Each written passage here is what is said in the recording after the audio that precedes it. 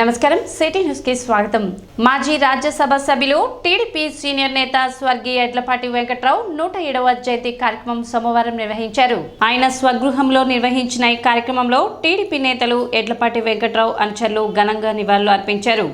రాజకీయాల్లో ఆదర్శవంతమైన వ్యక్తిత్వం కలిగిన వ్యక్తి స్వర్గీయ ఎడ్లపాటి వెంకట్రావు అని ఆయనను ఆదర్శంగా తీసుకొని ప్రతి ఒక్కరూ ముందుకు సాగాలని తెలిపారు. సుదీర్ఘ రాజకీయ చరిత్రలో ఆయన చేసిన పదవులు, సేవలు ప్రజల్లో చిరస్థాయిగా ఉంటాయని, రాజకీయాలకు అర్థం చెప్పిన గొప్ప వ్యక్తి ఎడ్లపాటి వెంకట్రావు అని పలువురు వక్తలు అన్నారు. కార్యక్రమంలో సుంకల హరికృష్ణ, ఈదర పూర్ణచంద్, వంగ సామిరెడ్డి, విఎస్కే ప్రసాద్, ఆచంట శ్రీనివాసరావు, రమ్య, కృష్ణవేణి తదితరులు పాల్గొన్నారు. కీర్తిశేషులు శ్రీ ఎడ్లపాటి వెంకట్రావు గారి 107వ జయంతిని పురస్కరించుకొని ఈరోజు పెద్దలందరూ కూడా ఆయన నివాళులు అర్పించడానికి కార్యక్రమానికి ఇచ్చేయడం జరిగింది. రాజకీయాల్లో ఒక ఆదర్శవంతమైనటువంటి వ్యక్తిత్వం నడిపినటువంటి వ్యక్తి శ్రీ ఎడ్లపాటి వెంకట్రావు గారు. రాజకీయాల్లో సుదీర్ఘకాలం రాజకీయాల్లో ఉన్న ఎన్నో పదవులు చేసి ఎలాంటి ఇది లేకుండా అందరితోటి కలిసిమెలిసి ఉండే విధంగా ఎంతో మంచితనంతో రాజకీయాల్లో సుదీర్ఘకాలం రాజకీయాల్లో ఉండినంత మంచితనంతో ఉన్నటువంటి వ్యక్తి దాదాపుగా ఎవరిని కూడా మనం చూసి ఉండం. అలాంటి వ్యక్తిని ఈరోజు మనం 107వ జయంతి సందర్భంగా మనం అందరం కూడా మరి ఆయనకి నివాళులు అర్పించి ఆయన ఆత్మకు శాంతి జరగాలని, అలాంటి వ్యక్తి ఇప్పుడున్నటువంటి రాజకీయాల్లో అలాంటి వ్యక్తి బాటలోనే మనం అందరం నడిచి రాజకీయాల్లో మంచి ఒక వాతావరణాన్ని తీసుకురావడానికి అందరం కూడా కృషి చేసి ఆయన ఆదర్శంగా తీసుకొని అందరం కూడా ముందుకు నడవాలని చెప్పి మనస్ఫూర్తిగా కోరుకుంటూ ఎడ్లపాటి వెంకట్రావు గారి 107వ పుట్టినరోజు సందర్భంగా వారిని స్మరించుకుంటూ ఈనాడు మేమందరం కూడా వారి నివాసానికి వచ్చి వారికి ఘనమైన నివాళులు అర్పించడానికి వచ్చాం. తన సుదీర్ఘమైనటువంటి రాజకీయ చరిత్రలో ఎక్కడ కూడా మచ్చపడకుండా దాదాపు 60-70 సంవత్సరాలు రాజకీయాల్లో ఆయన పట్టభద్రులు, ఒక లాయర్గా ఎంతోమందికి సేవ చేయటమే కాకుండా ఒక ఎమ్మెల్యేగా, ఒక మంత్రిగా, వ్యవసాయ శాఖ మంత్రిగా, న్యాయశాఖ మంత్రిగా, రాజ్యసభ సభ్యుడిగా, జిల్లా పరిషత్ చైర్మన్గా, తెలుగుదేశం పార్టీ పాలిట్ బ్యూరో సభ్యుడిగా సుదీర్ఘమైనటువంటి రాజకీయ చరిత్రలో మేమందరం కూడా ఆయన దగ్గర ఎన్నో ఓనమాలు పాఠాలు నేర్చుకున్నాం. ఎప్పుడు కూడా ప్రేమించబడు ప్రేమతత్వం ఆయనది. ఎప్పుడు కూడా ఎవరిని ద్వేషించేవాడు కదా వ్యక్తి.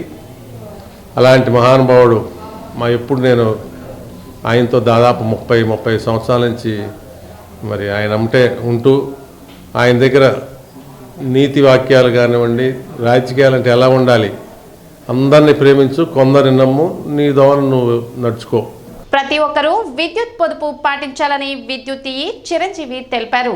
డిసెంబర్ 14వ తేదీ నుండి 20వ తేదీ వరకు జరుగుతున్న జాతీయ ఇంధన పొదుపు వారోత్సవాల్లో భాగంగా విద్యుత్ శాఖ ఆధ్వర్యంలో ఇంధన పొదుపుపై చెంచుపేట విద్యుత్ కార్యాలయ సిబ్బంది, అధికారులు అవగాహన ర్యాలీ నిర్వహించారు.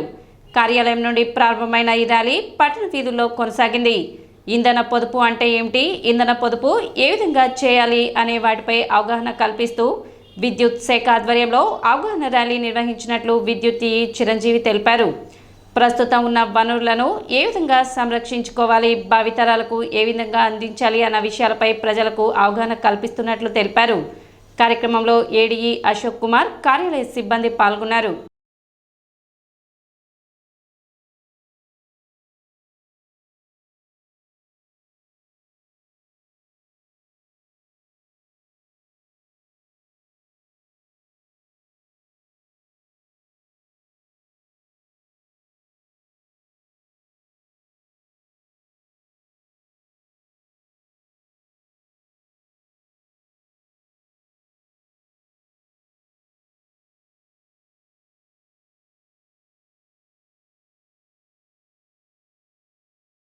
జాతీయ పొదుపు వారోత్సవాలు డిసెంబర్ 14 నుంచి 20 వరకు, అంటే వీక్ డేస్ పాటు, వారం రోజుల పాటు అన్ని ప్రదేశాల్లో విద్యుత్ పొదుపు యొక్క ప్రాముఖ్యాన్ని తెలియజేస్తూ స్టేట్ గవర్నమెంటు, సెంట్రల్ గవర్నమెంటు ఆధ్వర్యంలో అనేక ఆఫీసుల్లో ఇలాంటి కార్యక్రమాలని చేపట్టడం జరిగింది. విద్యుత్ శాఖగా ఇది మా ప్రథమ బాధ్యత కాబట్టి ఇంధన పొదుపు అంటే ఏంటి, ఇంధనాన్ని ఎలా పొదుపు చేయాలనే దాని మీద ప్రజలకి అవేర్నెస్ కల్పించడానికి అవగాహన కార్యక్రమాలని కండక్ట్ చేస్తున్నాము. ఇంధన పొదుపు అంటే ఇంధనం అంటే విద్యుత్తు, బొగ్గు, రకరకాల ఇంధనాలు, ఆయిల్స్, నీరు, ఆల్సో ఇంధనం, రకరకాల ఆయిల్స్, నీరు, బొగ్గు, విద్యుత్తు, ఇలాంటివన్నీ కూడా ఇంధనాలు, గ్యాసు, ఇవన్నీ కూడా ఇంధనాలే కదా, శక్తి అన్నమాట. ఇవన్నీ కూడా ఎలా పొదుపుగా వాడుకోవాలి. పొదుపుగా వాడుకోకపోతే ఏముంది, భావితరాలకు అయిపోతుంది. ఇప్పటికే బొగ్గు గనులు అన్నీ మనకు తగ్గిపోయినాయి, రకరకాల ఇంధనాలు తగ్గిపోయినాయి, డ్యామ్స్లో వాటర్ సోర్సులు తగ్గిపోయినాయి, నీళ్ళు కూడా మనకి చాలా కొరత రావట్లా. అంటే ఏంటంటే విచ్చలవిడిగా వాడటం వల్ల గతంలో మనకి వనరులు తగ్గిపోతున్నాయి అన్నమాట. అవి ఉన్న వనరుల్ని వృద్ధి చేసుకుంటూ భావితరాలకు కూడా ఉండేటట్టుగా జాగ్రత్తగా పొదుపుగా వాడుకుంటూ మనకి కరెంటు కూడా ఎంతవరకు కావాలో అంతవరకే వాడుకోవాలా. ఫ్యాన్ ఎప్పుడు వేసుకోవాలో అప్పుడు వేసుకోవాలా. హీటర్స్ ఉంటాయి, రేజర్స్ వేసి వదిలేస్తాం బాత్రూముల్లో. అలా కాకుండా మనం 10 నిమిషాలు, పావు గంట వేడి నీళ్ళు వచ్చేదాకా అట్లా ఇలా పొదుపుగా వాడుకుంటే మనకి ఇప్పుడు ఇవాళ విద్యుత్ బిల్లు అనేది చాలా పెరిగిపోతుంది. మనకి ఇంటద్దుల కంటే కూడా కొంతమందికి విద్యుత్ బిల్లులే ఎక్కువ వస్తున్నాయి అని కూడా మనం అబ్జర్వ్ చేస్తున్నాము. ఇవన్నీ ఏంటంటే పొదుపు పాటిస్తూ ఉండాలి. ఇంధనమే కాదు, మనం ఇళ్లలో కూడా డబ్బు కానీ లేదా ఇంకోటి కానీ అన్నీ కూడా పొదుపు ఎంతవరకు ఎంతవరకు కావాలో అంతవరకు వాడుకోవాలి. అమెరికాలో జరిగిన రోడ్డు ప్రమాదంలో తెనాలి యువతి మృతి చెందారు. ఈ మధ్య కాలంలో తెనాలి ప్రాంతం నుండి చదువుకోవడానికి అమెరికాకు వెళ్లిన మరొక ఇద్దరు, ఒకరు యాక్సిడెంట్లో, మరొకరు స్విమ్మింగ్ పూల్లో ఈత కొడుతూ మృతి చెందిన ఘటన మరొక ముందే మరొక అమ్మాయి చనిపోవడం జరిగింది. కుటుంబ సభ్యుల కథనం ప్రకారం తెనాలికి చెందిన వ్యాపారి గణేష్, రమాదేవి దంపతుల కుమార్తె నాగశ్రీ వందన పరిమళ ఎంఎస్ చేయడానికి 2022 డిసెంబర్లో అమెరికా వెళ్లారు. అక్కడ టెన్నెస్సీ రాష్ట్రంలో చదువుతున్నారు. శుక్రవారం రాత్రి ఆమె ప్రయాణిస్తున్న కారును ట్రక్ ఢీకొట్టడంతో గాయాల పాలై మృతి చెందారని అక్కడి అధికారులు తమకు సమాచారం అందించారని, మంత్రి మనోహర్, ఎంపీ పెమ్మసాని తమతో మాట్లాడారని, అక్కడ వారితో మాట్లాడి వీలైనంత తొందరగా ఉదయాన్నే తీసుకొస్తామని తెలిపారని, తమ కూతురు మృతదేహాన్ని వీలైనంత త్వరగా తెనాలి పంపించడానికి తానా ప్రతినిధులు ప్రయత్నిస్తున్నారని తండ్రి గణేష్ తెలిపారు. మా అక్క పేరు వందన. తను యుఎస్ వెళ్ళింది మాస్టర్స్ చేయడానికి. 2022లో వెళ్ళింది. ఇప్పుడు 2024లో శాశ్వతంగా మమ్మల్ని అందరూ వదిలేసి వెళ్ళిపోయింది. తన డ్రీమ్ మాస్టర్స్ కంప్లీట్ చేసుకుంది. ఫ్రైడే 2కి మాకు ఫోన్ వచ్చింది, ఇలాగ తను చనిపోయింది అని. వాళ్ళకి అక్కడ midnight 3 o'clock షిఫ్ట్ అయిపోయి ఇంకో వాళ్ళని పిక్ చేసుకోవడానికి వెళ్తున్నారు.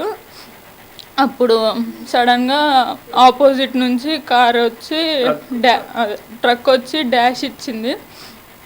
మొత్తం తానా వాళ్ళు, ఇక్కడ ఎమ్మెల్యే మనోహర్ గారు వీళ్ళందరూ సపోర్ట్ చేసి బాడీని ఇండియాకి వీలైనంత తొందరగా తీసుకురావడానికి ప్రయత్నిస్తున్నారు. December 27, 2022 వెళ్ళింది.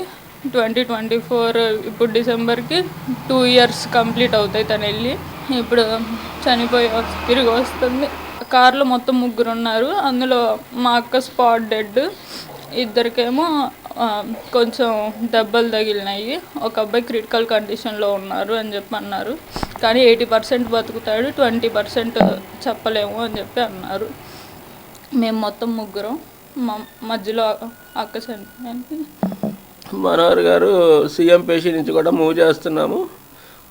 ఎంత ఎర్లీగా కుదిరితే అంత ఎర్లీగా పాపని ఇండియా తీసుకొచ్చి మీకు అప్పచెప్పడానికి ప్రయత్నం చేస్తామని నేను ఫోన్ చేసి మాట్లాడాను. ఎంఎస్ చేయడానికి మాస్టర్స్ చేయడానికి వెళ్ళింది.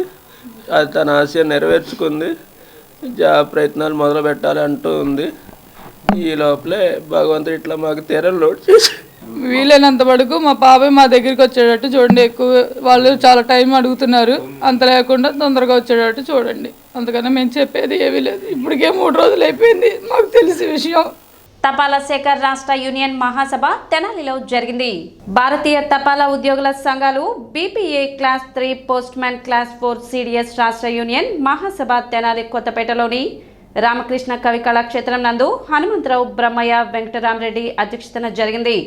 కార్మికుల ఎడల కేంద్ర ప్రభుత్వ వైఖరిపై కమిషన్ ఏర్పాటు, ఆల్ ఇండియా రాష్ట్ర స్థానిక సమస్యలపై సమావేశంలో సుదీర్ఘ చర్చ చేశారు. విజయవాడ మరియు Visakhapatnam postman general DVSR Murthy సమావేశానికి ముఖ్య అతిథిగా హాజరయ్యారు. న్యూఢిల్లీ సెక్రటరీ జనరల్ అనంత్ కుమార్ పాల్, సంతోష్ కుమార్ సింగ్ శర్మ, చంద్రశేఖర్ తదితరులు పాల్గొన్నారు.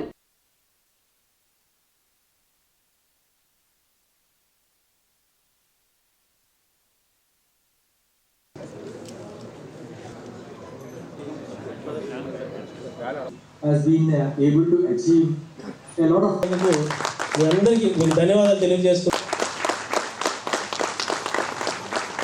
రాష్ట్రంలో ఉన్నటువంటి ఉద్యోగస్తులు అందరూ కూడా ఇవాళ హాజరు కావడం జరిగింది. అంటే వివిధ జిల్లాల నుంచి ఇవాళ సభకు వచ్చి వాళ్ళ సమస్యలన్నీ కూడా ఏకరు పెట్టి ఈ సమస్యలన్నీ ఎట్లా తీరాలనే దాని మీద రిజల్యూషన్స్ కూడా పాస్ అవుతున్నాయి. అయితే ఈ యొక్క సమావేశానికి పోస్ట్ మాస్టర్ జనరల్ మూర్తి గారు కూడా పోస్టల్ డిపార్ట్మెంట్ తరఫున హాజరయ్యి వారి యొక్క అండదండలు తప్పనిసరిగా ఎంప్లాయీస్కి ఉంటాయని చెప్పేసి ఆయన హామీ ఇవ్వటం కూడా జరిగింది. అయితే ఈ బిఎంఎస్కు సంబంధించినటువంటి యూనియన్స్ అంటే భారతీయ పోస్టల్ అసోసియేషన్ సభ్యులుగా ఉన్నటువంటి ఈ సభ్యులందరూ కూడా ఈ భారతీయ మజదూర్ సంఘ యూనియన్లో చేరి సమస్యలన్నింటిని కూడా సెటిల్ చేసుకోవడం కోసం ప్రయత్నం చేస్తూ ఉన్నారు. ఈరోజు తెనాలిలో జరుగుతున్నటువంటి మా ఈ కార్యక్రమం రాష్ట్ర స్థాయి కాన్ఫరెన్స్. ఈ కార్యక్రమానికి రాష్ట్ర నలుమూల నుంచి సభ్యులందరూ వచ్చేసారు. మా యూనియన్ దినదినాభివృద్ధి చెందుతూ అంటే ఒక ఎంప్లాయీస్ వెల్ఫేర్ మాత్రమే కాకుండా దేశహితం సమాజహితం అనే కాన్సెప్ట్ తోటి కూడా భారతీయ మజ్దూర్ సంఘ్ పనిచేస్తుంది. యూనియన్ ఇలాగ పనిచేస్తున్నప్పుడు ఆ యూనియన్ డెవలప్ అవుతున్నప్పుడు రోజు రోజుకి దినదినాభివృద్ధి ముందుకు వెళ్తున్నప్పుడు ఆ ఎంప్లాయీస్ యొక్క సమస్యలు కూడా అలానే ఆ స్థాయిలోనే పెరుగుతున్నాయి. ఆ సమస్యలన్నీ తీర్చడంలో మాకు పెద్దలు తెనాలి సొసైటీ అధ్యక్షులు కాంతారావు గారు అలాగే మా అడ్మినిస్ట్రేషన్ కూడా ఎంప్లాయీస్ యొక్క ఇష్యూస్ వారి దగ్గర తీసుకెళ్ళినప్పుడు ఎన్నోసార్లు పరిష్కరించినప్పటికీ క్రింద స్థాయిలో ఉన్నటువంటి డివిజన్ స్థాయిలో ఉన్నటువంటి సూపరింటెండెంట్లు వాళ్ళు ఎవరైతే ఉన్నారో సరిగా ఎంప్లాయీస్ యొక్క సమస్యల మీద కనీసం అవగాహన కూడా వాళ్ళకి లేకుండా పోతుంది. ఈ కాన్ఫరెన్స్లో మా యొక్క ముఖ్య ఉద్దేశం ఏంటంటే ఎంప్లాయీస్ యొక్క సమస్యలు ఏదైతే ఉన్నాయో క్రింద స్థాయి నుంచి పరిష్కరించాలి. ఉన్నత చదువుల కంటే టక్కున జీవనోపాధి దొరికింది కదా అని మెరిటోరస్ స్టూడెంట్స్ అంతా ఇప్పటికే అలానే వస్తున్నారు. ఎస్ఎస్సిలో కానీ ఇంకో రకంగా కానీ అంత మెరిట్ స్టూడెంట్స్ ఉద్యోగాల కోసం మెరిట్ మీద ఇప్పటికీ కూడా రిక్రూట్ చేసే డిపార్ట్మెంట్లో టక్కున జాయిన్ కావడం వల్ల వాళ్ళకి ఇవన్నీ నేర్చుకోవడం పెద్ద విద్య కాదనిపించింది. అదే మెరిట్ స్టాఫ్ డిపార్ట్మెంట్ ఇంత దూరం నడిపించగలిగింది, అందులో సందేహమే లేదు. ఆ కల్చర్ని ముందుకు తీసుకెళ్ళాలి. ఏ యూనియన్ అయినా వెంకయ్య గారు కానీ హనుమంతరావు గారు కానీ వసంతరావు కానీ ఎవరైనా మన యూనియన్ రిప్రజెంటేటివ్స్ ఏ క్యాడర్లో వాళ్ళైనా కలిసినప్పుడు చెప్పేది వాళ్ళు అలానే అర్థం చేసుకుంటూ ఉంటారు. చెప్పేదైనా అదే స్టాఫ్ ఇది డిపార్ట్మెంట్ ఆఫ్ పర్సనల్ లాంటిది. మనం స్టాఫ్ని చూస్తే స్టాఫ్ పోస్ట్ ఆఫీసులు మేనేజ్ చేస్తారు కదా అని ఆఫీసర్స్ మీటింగ్లో అదే చెప్తుంటాం. స్టాఫ్ అవసరాలు, ప్రాబ్లమ్స్, ఆపరేషనల్ రిక్వైర్మెంట్ సరిగా చూసామంటే పబ్లిక్ కావాల్సిన రిక్వైర్మెంట్ వాళ్ళు చూస్తారు అన్న సింపుల్ ప్రిన్సిపల్తోనే వెళుతుంటాం. అది చైతన్యవంతులైన మన స్టాఫ్ ఎప్పుడూ అర్థం చేసుకుంటారు. కాబట్టే ఈరోజు ఇంకా వచ్చే సంవత్సరం ఏం చేద్దామని భవిష్యత్తు గురించి ఆలోచించగలుగుతున్నాం. ఆ వర్క్ కల్చర్ని అందరం కంటిన్యూ చేయాలి. ప్రజలు సైబర్ నేరాల పట్ల అప్రమత్తంగా ఉండాలని తెనాలి డీఎస్పీ జనార్దనరావు తెలిపారు. గుంటూరు జిల్లా ఎస్పీ సతీష్ కుమార్ ఆదేశాల మేరకు నిర్వహిస్తున్న సైబర్ నేరాల అవగాహన కార్యక్రమంలో భాగంగా తెనాలి పోలీస్ శాఖ ఆధ్వర్యంలో పట్టణ మార్కెట్ వంతెన వద్ద నుండి చెంచుపేట ఉమేష్ చంద్ర విగ్రహం వరకు ఆటోలతో అవగాహన ర్యాలీ నిర్వహించారు. తెనాలిలో చాలా మంది సైబర్ నేరాల బారిన పడి విసిగిపోయారని, మధ్య వయస్కులు, వృద్ధులు ఎక్కువగా ఈ నేరాలకు గురవుతున్నారని డీఎస్పీ జనార్దనరావు తెలిపారు. ఓటీపీలు చెప్పడం, కేవైసీ అప్డేట్ చేయడం, మ్యూచువల్ ఫండ్స్లో ఎక్కువగా పెట్టుబడులు పెట్టడం వంటి వాటి ద్వారా ఎక్కువగా సైబర్ నేరాల బారిన పడుతున్నారని, వీటి నియంత్రణలో భాగంగా అవగాహన ర్యాలీ చేపట్టినట్లు డీఎస్పీ జనార్దనరావు తెలిపారు. కార్యక్రమంలో సిఐలు, ఎస్ఐలు, సిబ్బంది పాల్గొన్నారు. సైబర్ అవేర్నెస్ వీక్ మీద ఇదే సెంటర్లో సైబర్ ఫ్రాడ్స్ ఎట్లా జరుగుతాయనేది ఒక మీటింగ్ ఏర్పాటు చేసి ప్రజలకి తెలియపరచడం జరిగింది. ఈరోజు ర్యాలీ చేయడం జరిగింది. సైబర్ నేరాలకు సంబంధించి జనాల్లో ప్రజలు చాలామంది మోసపోతూ ఉన్నారు. ముఖ్యంగా middle aged, old age persons ఎక్కువగా మోసపోతూ ఉన్నారు. వాళ్ళు ఓటీపీలు చెప్పడం, కేవైసీలు అప్డేట్ చేయడం, మ్యూచువల్ ఫండ్స్లో ఎక్కువ బెనిఫిట్స్ వస్తాయని పెట్టుబడులు పెడతాం చేస్తూ ఉన్నారు. ఇవన్నీ కూడా తెనాల్లో ఎక్కువ జరుగుతూ ఉన్నాయి. దీనికి నివారించడానికి ఈరోజు మేము ఒక ర్యాలీ చేసి ఈ మీడియా ముఖంగా అందరికీ విన్నవించుకునేది ఏంటంటే, మీరు ఎటువంటి పరిస్థితుల్లో మీ ఓటీపీలు ఎవరికి చెప్పొద్దు, కేవైసీలు చెప్పొద్దు. మ్యూచువల్ ఫండ్స్లో పెట్టుబడులు ఆథరైజ్డ్ అయితేనే బ్యాంకు ద్వారా పెట్టండి, కానీ యాప్ల ద్వారా ఎవరు పెట్టుబడులు పెట్టకండి. సైబరు అవేర్నెస్ ఈరోజు ముగింపు రోజు. దీని సందర్భంగా ఎవరు కూడా సైబర్ నేరాల పట్ల అప్రమత్తంగా ఉండి ఎవరి ధనాన్ని అనవసరంగా ఫోన్ ద్వారా వాడి పోగొట్టుకోవద్దు. దీనిలో ముఖ్యంగా ఒకవేళ పోయిన పక్షంలో ఫస్ట్ 1 అవర్ గోల్డెన్ అవర్ ఉంటుంది. ఆ 1 అవర్ గోల్డెన్ అవర్లోనే 19:30 అనే కాల్ చేస్తే ఆ కాల్ ద్వారా మీరు ఏదైతే ఏ నెంబర్కి అయితే పంపిస్తారో అకౌంట్ నెంబరు, ఆ నెంబరు ఫ్రీజ్ చేస్తారు. ఆ ఫ్రీజ్ చేసిన తర్వాత ఆ అమౌంట్ మళ్ళీ మనకే రిఫండ్ అవుతాయి. కానీ దయచేసి ఏం చేస్తారంటే 19:30 అనేది గుర్తుపెట్టుకోండి. సైబర్ నేరాలను ఇమీడియట్గా మనం కంట్రోల్ చేయవచ్చు. ఒక ఫస్ట్ గంట లోపల అయితేనే, ఆ తర్వాత అయితే ఆ అమౌంట్ వెళ్ళిపోతుంది, మన అకౌంట్ అంతా ఖాళీ అయిపోద్ది. థ్యాంక్ యూ అనండి. సిటీ న్యూస్ ఇంతటితో సమాప్తం. నమస్కారం.